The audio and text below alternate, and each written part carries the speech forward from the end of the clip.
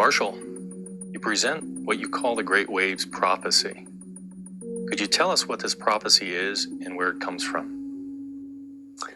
The Great Waves Prophecy has been gifted to us from the source of all life to prepare us for the future that is coming and to warn us of the changes that we might have to encounter along the way. As a gift of warning, it is also a gift of love, given to an unprepared humanity. For we stand now at the threshold of great change in the world, great environmental change, great social, political, and economic change. Many people can feel this and, of course, see it taking place all around us. And yet, it is so important now that we gain a sense of what is coming over the horizon. Because part of life isn't just living for the moment, it's actually preparing for the future. And that is why we have intelligence to enable us to do this. And we need this intelligence now more than ever. What I will be sharing with you today are not my thoughts or my inventions, but literally come from the great revelation that's been given to the world today from the creator of all life, to prepare us for a future that will be unlike the past, and to give us the gift that will empower us to know what to do and how to proceed as we navigate the changing and difficult times ahead. What specifically does the prophecy say about the future? The prophecy paints a picture of the future both in terms of short-term and long-term realities. Clearly, the world is warming up now. Clearly, we're facing a world whose atmosphere has been radically changed and continues to be changed. We're facing a world where ever-growing numbers of people are drinking from a slowly shrinking well of resources that are available. And yet, as this accelerates, we begin to hit thresholds, major thresholds, that we're already facing in many parts of the world, particularly in poorer countries. But even in the wealthy nations, we're facing thresholds now. Great storms that are coming to the world, which are not merely exceptional events, but are signs within themselves of a changing world. Signs that the seas are rising and that superstorms are coming to batter the coastlines of this nation and nations around the world in many places. The new message tells us, for example, that over a period of 150 years, the seas will rise over 100 feet. Now, even if the seas rise only a foot or two, it'll be a major catastrophe for ports and cities and communities on the coastlines. It tells us that certain parts of the world will become uninhabitable due to lack of water and the inability to grow food, and that millions of people will become refugees seeking refuge somewhere else. Somehow, they must find shelter, and indeed, who will accept them? Who will take them? We're seeing this already in the world today on a smaller scale. But the larger scale presents a problem that's almost overwhelming in its scope and will require tremendous humanitarian aid and service to the world and tremendous cooperation between nations to meet these kinds of challenges. The new message tells us that food production will decline significantly given these great weather events, storms, floods, droughts, of a nature rarely seen in the history of our world, all happening now in an accelerating manner. The new message tells us that the cities and ports of the world will be flooded within 30 years. Flooded to a point where some of them may become uninhabitable, where whole populations may have to move inland from areas that cannot be restored. And yet, while this is tremendously shocking, and has been shocking to me to receive these revelations, because these are not my ideas, I'm not coming up with this. It's taught me how I need to understand the changing events in the world, to recognize the signs of the world, not merely to interpret them to fortify my own sense of ideas or beliefs or assumptions, not simply to reassure myself that everything's going to be okay and that we'll recover from anything that can happen, but that is not true. Rather, the signs of the world teach us to watch the world, become world people now, not people that are just consumed with their own interests, not just consumed with their own desires for fulfillment or own problems, but begin to look at our communities and the surrounding environment to see what needs to be done to protect the human family going forward, giving these great waves of change that are now striking upon the world. For we're now in the foothills of the great waves of change. The things that I speak of are already happening in an accelerating manner, and people around the world are being severely affected by them, even leading nations to war and conflict, even leading to great migrations of people who cannot live in their countries any longer, who cannot be sustained there. This is a crisis on so many levels, and it's a moral crisis. For if we consider ourselves to be spiritual people or ethical people or moral people, this will challenge the degree of our faith, the depth of our faith. Can we be prepared to take large numbers of people who are stranded and need a place to go? Think of our children who will be facing even more powerful demonstrations of the great waves of change that are striking upon the world, affecting every aspect of our life. It is something that takes courage and determination.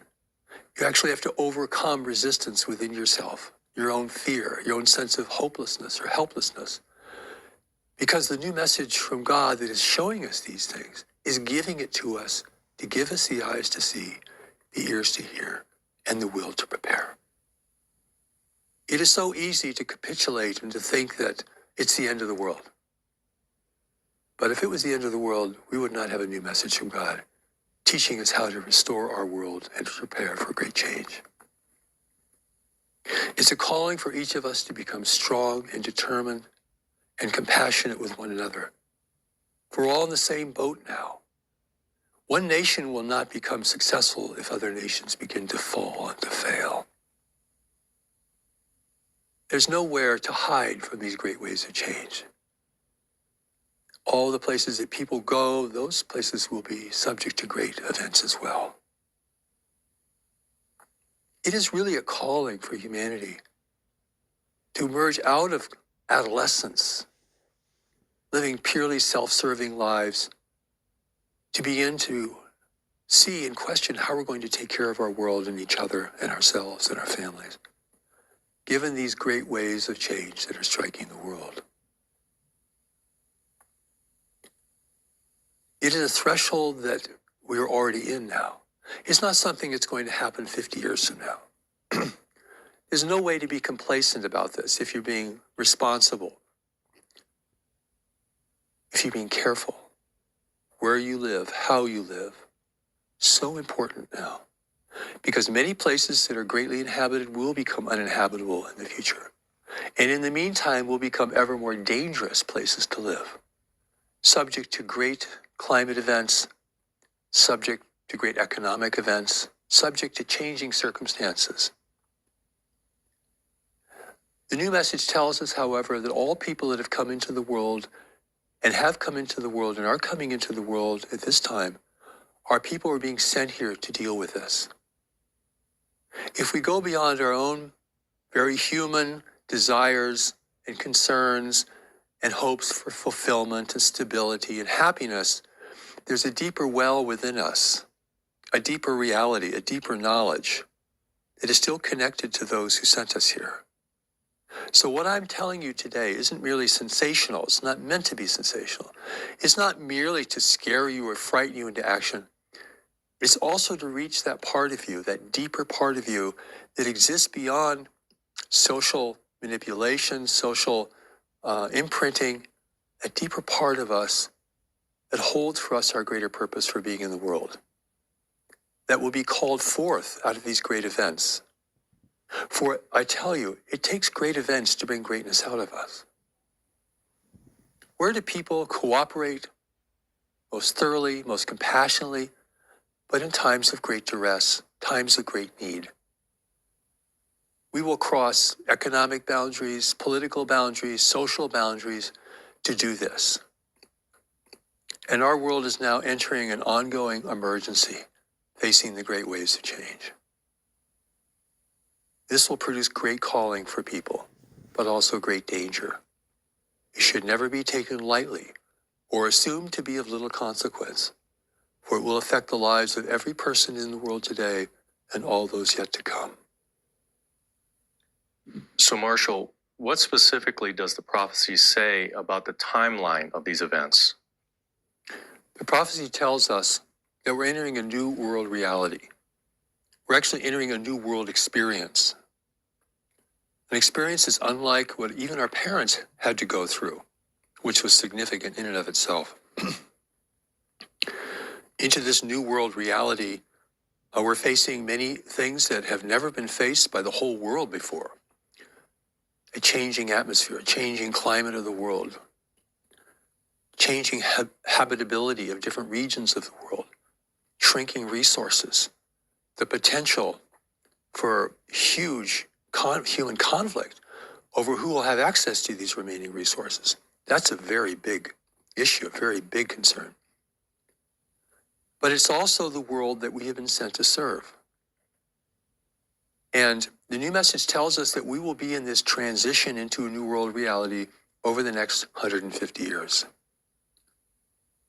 And we're in it already. It's not something that's going to begin years or decades from now. We are in it now. This is happening now. The ground beneath our feet is moving now. Perhaps you can feel it and see it and sense it. It's palpable. It's observable if we care to look. Many people regarding major events get concerned about the time frame of major events. What I would like to emphasize here is the importance of preparation. You prepare long before a major event. You prepare because you recognize that such an event is not only possible but probable. And probable not only based on history, but based on the changing circumstances of the world.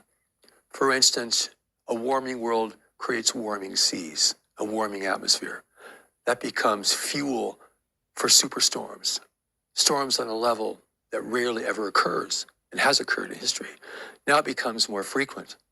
Now it becomes more destructive as more people are inhabiting vulnerable areas of the world. You know, it wasn't raining when Noah built the ark. We have to build our ark, not only for ourselves, but to take care of those people we care about and our communities. You begin to build your ark way before the waters rise to overtake you, way before circumstances overtake you, way before the industry that you work for goes overseas or disappears. We have to be people now who are watching the world very objectively, with as little personal preference and as little fear as possible. This is how you gain the eyes to see. The new message calls this being in the watchtower of your life. For every fort in older times had a watchtower, and every fort today has a watchtower, though it may be different, maybe technological. But you need to have a watchtower in your life, and to have the strength and courage to be able to look at things without coming to immediate conclusions. One of the problems that people have in these is they want to make everything understandable today. They want to be comfortable with it. They want it to be reassuring. But living close to the edge and reality of life is not so reassuring. You have to learn how to reassure yourself, to gain faith in your spiritual heritage to reassure you, to gain faith in the power of this deeper knowledge I speak of to reassure you, gain faith in your ability and the ability of those who are close to you to reassure you. Here you cannot simply be a victim of life, but an active participant. For all sent here ultimately to serve this world, both for the times in which we live and for the times to come.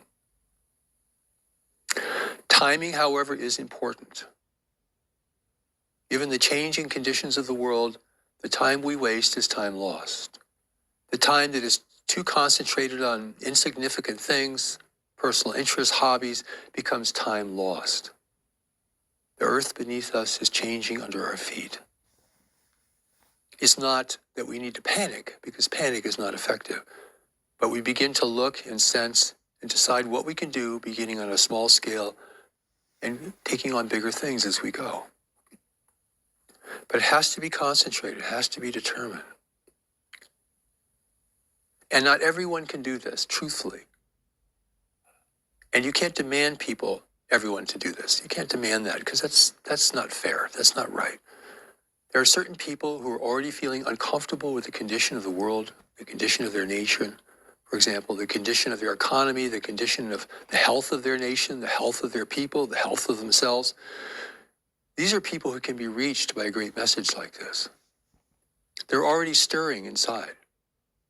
They're already looking for what they need to do. Because you simply can't be worried all the time. You need to get into action. This is what replaces fear and worry, which merely makes you weaker over time and less able to respond. So I pray that the things I'll be saying to you today will incite courage and determination. Because God is not going to save us and intervene in the 11th hour to change everything that we've done. God has put a deeper knowledge within us to guide us. And from there, God can work through us to change things that need to be done without the overbearing emphasis on theology, religion, or belief. It is our moral fundamental foundation. That's why we're here.